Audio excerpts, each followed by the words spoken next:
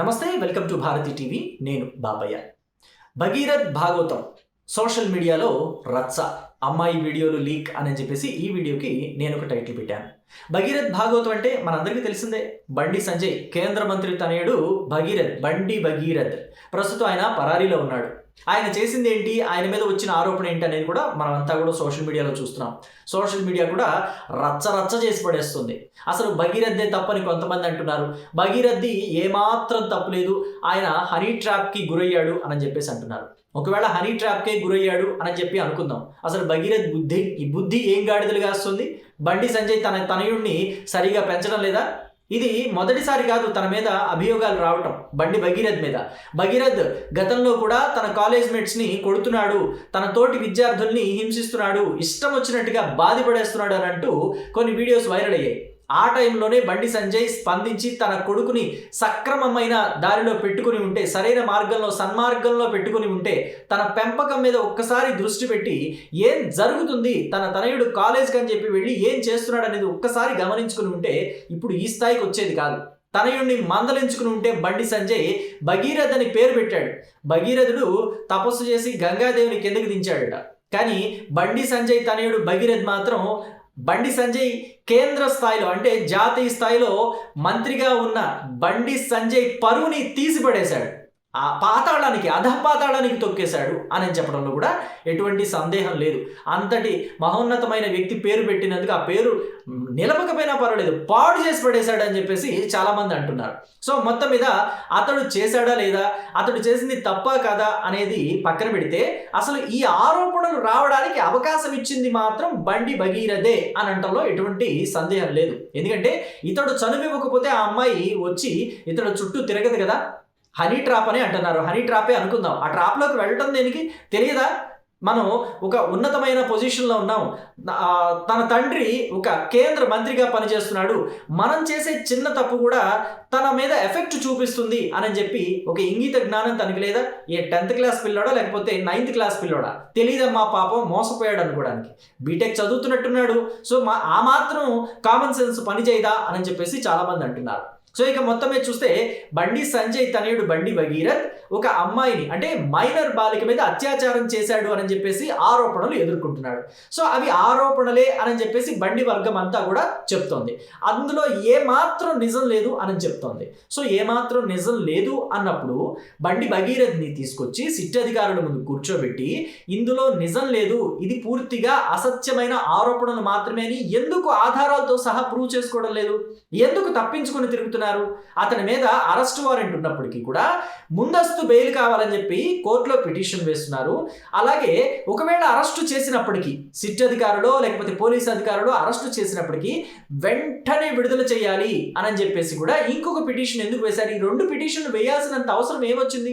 ఒకవేళ సామాన్య ప్రజల్లో ఎవరైనా ఒక వ్యక్తి ఇలాంటి పని చేస్తే, ఒక మైనర్ బాలిక మీద అత్యాచారం చేశాడు అని చెప్పి ఒక ఆరోపణ వస్తే, ఒక వ్యక్తి మీద, సామాన్య వ్యక్తి మీద లేకపోతే కామన్ సిటిజన్ మీద ఇలాంటి ఆరోపణ వస్తే పోలీసులు చూస్తూ ఊరుకునేవాళ్ళ? మెడబట్టుకుని ఈడ్చుకొని తీసుకువెళ్ళి లాక్కుని లాఠీలతో కొట్టుకుంటూ తీసుకెళ్ళి లాకప్లో పడేసేవాళ్ళు, కోర్టు ముందు నిలబెట్టేవాళ్ళు. న్యాయస్థానం ఖచ్చితంగా ఒక 15 రోజులు 20 రోజులు రిమాండ్ విధించేది. ఎందుకని ఏంటి రిమాండ్ ఎందుకు విధిస్తారంటే పని లేక విధించదు న్యాయస్థానం. ఎప్పుడైతే ఒక వ్యక్తి మీద ఆరోపణ వచ్చిందో, ఆరోపణ ఎదుర్కొంటున్న వ్యక్తి బాధితులు ఉంటారు కదా, బాధితుల మీద దౌర్జన్యం చేసైనా కేసుని తారుమారు చేసే అవకాశం ఉంటుంది. సో కాబట్టి ఆ అవకాశం ఇవ్వకుండా, ఆ కేసు తారుమారు కాకుండా చూడడానికే ఈ న్యాయస్థానాలు ఒక 15 రోజులు 20 రోజులు రిమాండ్ విధిస్తాయి. ఈ రిమాండ్ కాలంలోనే కేసుని పూర్తి స్థాయిలో దర్యాప్తు చేసి న్యాయాన్యాయాల్ని పోలీస్ అధికారులు కోర్టు ముందు ఉంచుతారు. ఎవరు అన్యాయం చేశారు, ఎవరు న్యాయం చేశారు, ఎవరు తప్పు చేశారు, ఎవరు తప్పు చేయలేదు అనే విషయాల్ని పూర్తిగా ఇన్వెస్టిగేషన్ చేసి దర్యాప్తు చేసి పోలీసులు న్యాయస్థానం ముందు ఉంచుతారు. ఎవరైతే తప్పు చేశారని న్యాయస్థానం భావిస్తుందో వాళ్ళకి శిక్ష పడుతుంది. సో కానీ ఇక్కడ భగీరథ్ విషయంలో అలా జరగటం లేదే. భగీరథ్కి అసలు అరెస్టే చేయొద్దు అని అంటూ యాంటిసిపేటరీ బెయిల్ కోసం వెళ్తున్నారు. ఒకవేళ అరెస్ట్ చేసిన వెంటనే రిలీజ్ చేయాలని చెప్పి మరొక రకమైన బెయిల్ కోసం వెళ్తున్నారు. అంటే అప్పుడు బాధితులు అన్న వాళ్ళకి న్యాయం ఎక్కడ జరుగుతుంది? బాధితుల పక్షాన న్యాయం నిలబడుతుంది అనడానికి ఆస్కారం ఏమైనా ఉందా? అతడికి ఒక 15 రోజులు రిమాండ్ విధించినంత మాత్రాన వచ్చే నష్టం ఏంటి? ఒకవేళ రిమాండ్ విధించారు. ఈ 15 రోజుల్లో పోలీసులు పూర్తి స్థాయిలో విచారణ చేపడతారు. ఆ అమ్మాయిదే తప్పని తేలుతుంది. నిజంగానే హనీ ట్రాప్ అసలు ఆ అమ్మాయి మైనరే కాదు మేజర్ అని తేలుతుంది అనుకుందాం. అప్పుడు విడుదలయ్యేది బండి భగీరథే కదా, కడిగిన ముచ్చుల్లాగా వచ్చేది బయటకు వచ్చేది భగీరథే కదా.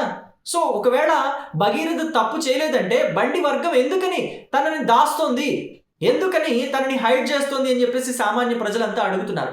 పైగా ఇప్పుడు కొంతమంది ఆ అమ్మాయి వీడియోస్ లీక్ చేస్తున్నారు. ఆ అమ్మాయి క్యారెక్టర్ మంచిది కాదు, ఆ అమ్మాయి ఇలాగ చాలా మందితో తిరిగింది, ఆ అమ్మాయికి ఇలాంటి పనులన్నీ కూడా సరదా, పైగా బండి భగీరథ్ని ట్రాప్ చేసింది, ఆ అమ్మాయి వెనక ఎవరో ఉన్నారు అని చెప్పేసి చెప్తూ ఆ అమ్మాయికి సంబంధించి వేరే వాళ్ళతో కూడా సన్నిహితంగా ఉన్న వీడియోస్ని లీక్ చేస్తున్నారు.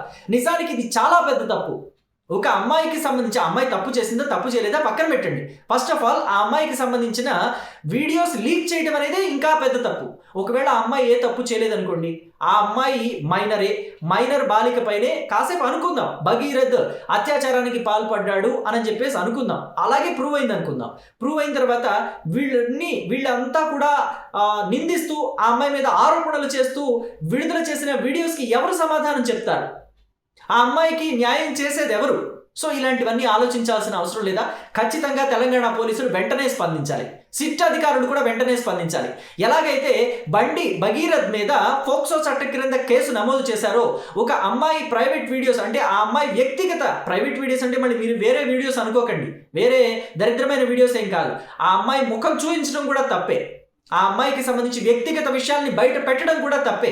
సో వ్యక్తిగత గోప్యతకు సంబంధించి భంగం కలిగించిన కేసు కింద ఆ చట్టం ఏదైతే ఉంటుందో, వ్యక్తిగత గోప్యతకి భంగం కలిగించిన చట్టాలు ఏవైతే ఉంటాయో వాటి కింద ఆ వీడియోస్ లీక్ చేసిన వాళ్ళందరి మీద కూడా కేసు పెట్టాలి అనే డిమాండ్ ఇప్పుడు బయటకు వస్తుంది.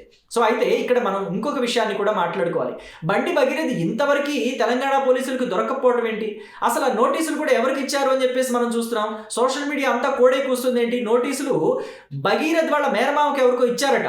అంటే బండి సంజయ్ ఎక్కడున్నాడో కూడా తెలంగాణ పోలీసులకు తెలీదా, సిట్ అధికారులకు తెలీదా అని చెప్పేసి సామాన్య ప్రజలంతా ప్రశ్నిస్తున్నారు. దీని మీద మరి బండి సంజయ్ ఎలా స్పందిస్తారో చూడాలి. ఎందుకంటే గతంలో ఇలాంటి ఫోక్సో చట్టాల క్రింద కేసులు నమోదు చేయాలి, నిందితుల్ని కఠినంగా శిక్షించాలి అని చెప్పేసి మాట్లాడిన మాటల్ని, బండి సంజయ్ గతంలో మాట్లాడిన మాటల్ని ఆయన రాజకీయ ప్రత్యర్థులు సోషల్ మీడియాలో విపరీతంగా వైరల్ చేస్తున్నారు. నీ కొడుకు విషయంలో దీన్ని అమలు పరచు అని చెప్పేసి. అసలు ఇంకొక విషయం కూడా మనం మాట్లాడుకుంటే, ఈ అమ్మాయి మైనర్ కాదు, ఆ అమ్మాయి మేజరే అని చెప్పేసి కొన్ని ఆధారాలని చూపెడుతూ సోషల్ మీడియాలో కొన్ని డాక్యుమెంట్స్ని బయట పెడుతున్నారు. ఆ అమ్మాయి 10th క్లాస్ సర్టిఫికేట్, ఆ అమ్మాయి డేట్ ఆఫ్ బర్త్కి సంబంధించిన సర్టిఫికేట్, ఆ అమ్మాయి పాస్పోర్ట్స్కి సంబంధించిన సర్టిఫికేట్, ఇలాంటివన్నీ బయట పెడుతున్నారు.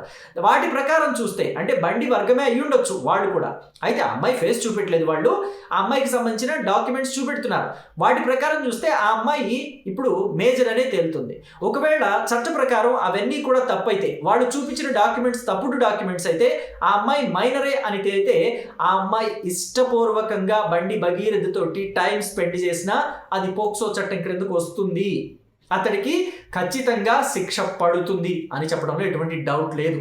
ఎందుకంటే ఇష్టపూర్వకంగా వచ్చినా, ఇష్టపూర్వకంగా కాకుండా వచ్చినా, ఇష్టానికి వ్యతిరేకంగా అమ్మాయిని బలవంతంగా ఏమన్నా చేసినా పోక్సో చట్టం క్రింద ఖచ్చితంగా శిక్షార్హులే. ఎందుకంటే మైనర్ అంటే ఇష్టపూర్వకంగా వెళ్ళినా, మైనర్తో సమయం గడిపినా అది తప్పు కిందకే వస్తుంది అని చెప్పి చట్టమే చెప్తోంది. సో కాబట్టి బండి భగీరథ్ ఆ అమ్మాయి మైనర్గా ఉన్నప్పుడు ఆ అమ్మాయిని టచ్ చేశాడు, ఆ అమ్మాయితో సమయాన్ని గడిపాడు అని చెప్పి తేలిందంటే మాత్రం కఠినంగా శిక్షలు ఎదుర్కోక తప్పదు పోక్సో చట్టం క్రింద. సో దీని మీద మరి కేంద్ర ప్రభుత్వం ఎలా స్పందిస్తుంది? కేంద్ర మంత్రిగా ఉన్న బండి సంజయ్ తనయుడు ఇలాంటి ఆరోపణలు ఎదుర్కొంటున్న క్రమంలో బండి సంజయ్ ఏమైనా పార్టీ కార్యక్రమాలకు దూరంగా ఉంచుతారా? బండి సంజయ్ మీద ఏమైనా యాక్షన్ తీసుకుంటారా? లేదంటే బండి సంజయ్ తనయుడు చేసిన పని కాబట్టి దానికి ఈయనకి సంబంధం లేదు, ఆయన పదవిలో ఆయన కొనసాగుతాడు అని చెప్పి అనుకుంటారా? సో ఎలా ఉండబోతుంది పరిస్థితులు, ఎలా మారబోతున్నాయి? అసలు మీరేమనుకుంటున్నారు? బండి భగీరథ్ తప్పు చేశాడని మీరు అనుకుంటున్నారా? లేదా తప్పు చేసినా కానీ బండి సంజయ్ తన తనయుడిని కాపాడుకోవాలని చెప్పి చూస్తున్నాడా? లేదా బండి సంజయ్ అసలు పెంపకంలోనే ఫెయిల్ అయ్యాడా అని చెప్పి మీరు అనుకుంటున్నారా? మీ అభిప్రాయాన్ని కమెంట్ బాక్స్లో తెలియచేయండి. Thank you.